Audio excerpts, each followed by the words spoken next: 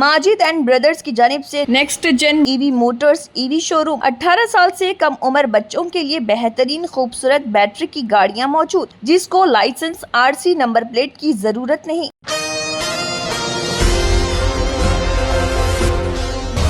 अंधेरी waste विधानसभा MLA Amit सत्तम BJP की जानिब से रेलवे स्टेशन पर साफ सफाई करने वाले कर्मचारियों में नोटबुक्स तकसीम किए गए। इस मौके पर इस नोटबुक्स को तकसीम करने का मकसद वज़ीर आज़म नरेंद्र मोदी की जानिब से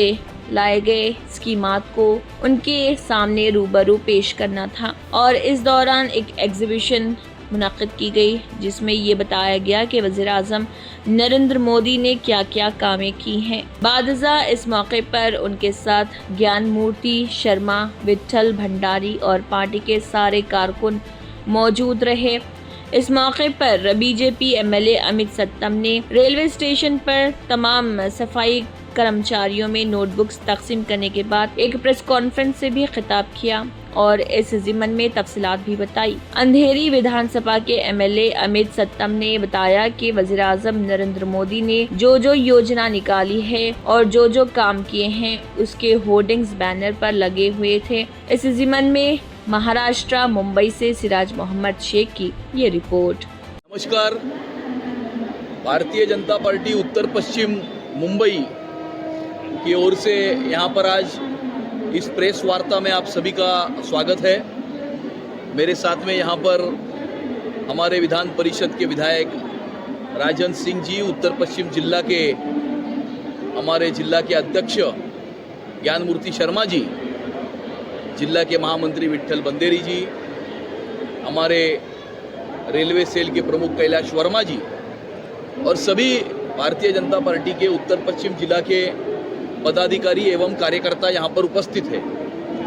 आज हमने यहाँ पर मोदी जी के संकल्प से सिद्धि की प्रदर्शनी का उद्घाटन यहाँ पर हमने किया है और इस अंधेरी स्टेशन के ऊपर लाखों लोग जो आते जाते हैं मुंबई कर, वो सभी इस प्रदर्शनी को देखेंगे। मोदी जी की सरकार ने अपने 11 वर्ष पूरे किए हैं और इन 11 वर्षों में मैं ऐसा मानता हूं कि इस देश ने एक क्रांति का दौर ये पिछले 11 वर्षों में हमने देखा है। 15 अगस्त 2014 को लाल किले के ऊपर से प्रधानमंत्री जी ने स्वच्छ भारत का नारा दिया था। उसके बाद में जनधन अकाउंट स्कीम का ओपनिंग किया था। फिर direct benefit transfer, make in India, digital India, skill India, startup India, इस प्रकार की विविध योजनाएं। फिर वो 10 करोड़ शौचालय बनाने की योजना हो, 5 करोड़ घरों में उज्ज्वला गैस देने की योजना हो, स्वच्छ भारत की योजना हो, सेवा, सुशासन और गरीब कल्याण के ये 11 साल रहे हैं, जहां पर 2014 में भारत फ्रेजाइल 5 इकोनॉमीज में था और आज दुनिया की चौथी सबसे बड़ी अर्थव्यवस्था ये भारत बन गया है। आज भारत का तिरंगा चांद पर भी लहरा रहा है और किस प्रकार से भारत और भारतवासी का सीना आज पूरे विश्व भर में चौड़ा हुआ है। मान सम्मान और इज्जत जो बढ़ी है, वो हम ऐसा मानते हैं कि जो केंद्र की मोदी सरकार है, नरेंद्र मोदी जी का नेतृत्व है, उस नेतृत्व ने ये स्वर्णिम समय हमें दिखाया है। हम अभी इस दौर में पहुंचे हैं जहां पर दुनिया की चौथी सबसे बड़ी अर्थव्यवस्था बनने के बाद 3 सालों में ही दुनिया की तीसरी सबसे बड़ी अर्थव्यवस्था भारत बनने जा रहा है और 2047 में भारत एक विकसित राष्ट्र होगा, डेवलप्ड कंट्री। उस दिशा में हम आगे निकल पड़े हैं। भारत ने अपनी परराष्ट्र नीति में भी एक बहुत बड़ा शिफ्ट पिछले 11 वर्षों में देखा है कि हम ना इस तरफ देखते हैं ना उस तरफ देखते हैं, हम सिर्फ अपनी तरफ देखते हैं। दिस वे और दैट वे की राजनीति ना करते हुए माय वे की परराष्ट्र नीति नरेंद्र मोदी जी की सरकार ने जो अपनाई है कि मेरे देश के और मेरे भारतवासी के हित में क्या है, उस दृष्टिकोण से भारत की सरकार जो है वो कार्रवाई करती है। और पिछले 11 वर्षों में हमने एक ऐसी सरकार देखी है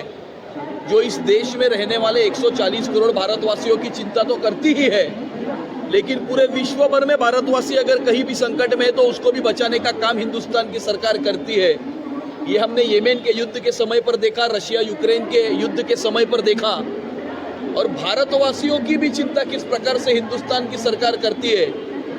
कि हमारे ऊपर अगर कोई आतंकवादी हमला होता है,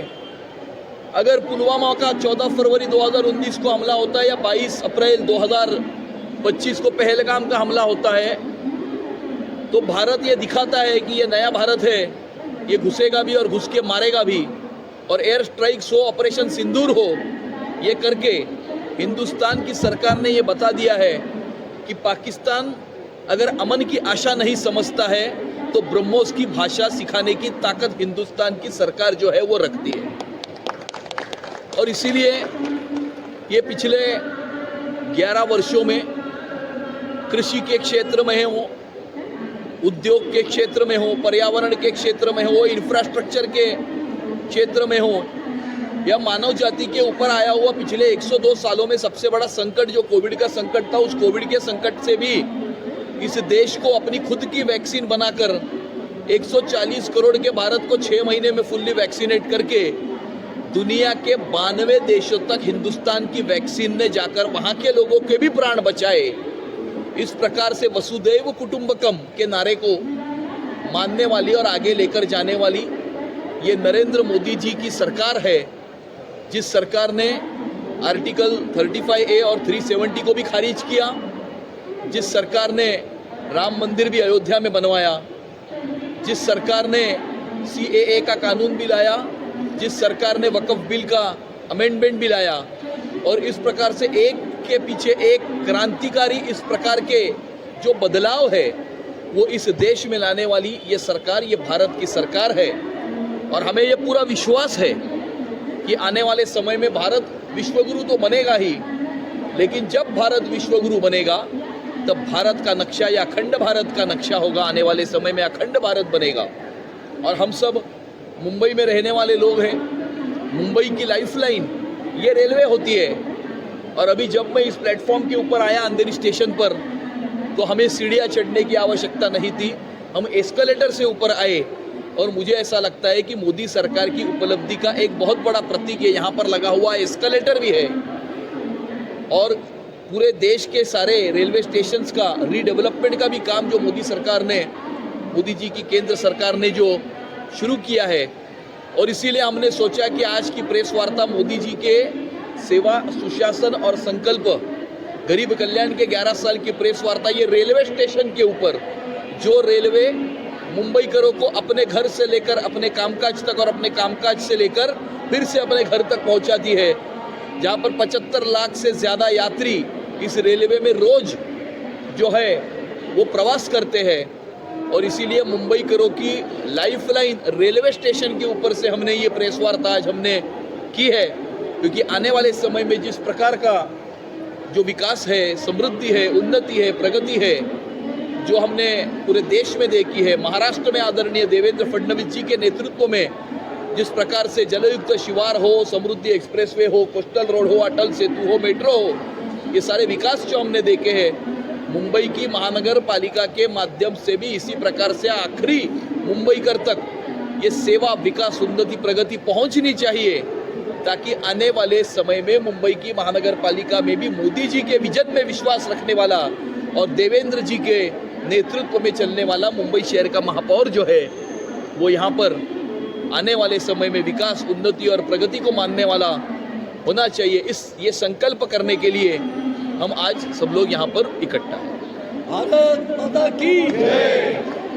18 साल से कम उम्र लड़के और लड़कियों के लिए अजीम पेशकश। हैदराबाद दक्कन में एक नुमाया नाम माजिद एंड ब्रदर्स की जानिब से next gen EV motors EV showroom जो बहादुरपुरा चौराहा, किशनबाग रोड, हैदराबाद में वाक़, जहां पर आपकी ख्वाहिश के मुताबिक 18 साल से कम उम्र बच्चों के लिए बेहतरीन खूबसूरत बैटरी की गाड़ियां मौजूद, जिसको लाइसेंस RC नंबर प्लेट की जरूरत नहीं। इस गाड़ी को कम उम्र लड़के लड़कियां स्कूल और कॉलेज के लिए इस्तेमाल कर सकती हैं। इनके अलावा औरतें और सीनियर सिटीजन्स भी इस्तेमाल कर सकते हैं, जिसमें 10 ता 12 मॉडल दस्तियाब, जिसकी कीमत 50,000 रुपए से शुरू होकर 85,000 रुपए पर ख़त्म होती है। जिसमें मोटर और कंट्रोलर की वारंटी 2 साल है और बैटरी चार्जर की वारंटी 1 साल है। ये तमाम मॉडल हिंदुस्तान की मशहूर कंपनी जेलियो ई मोबिलिटी लिमिटेड कंपनी के हैं। मजीद तफसीलात के लिए 9246109197 और 9246209197 पर रब्त करें।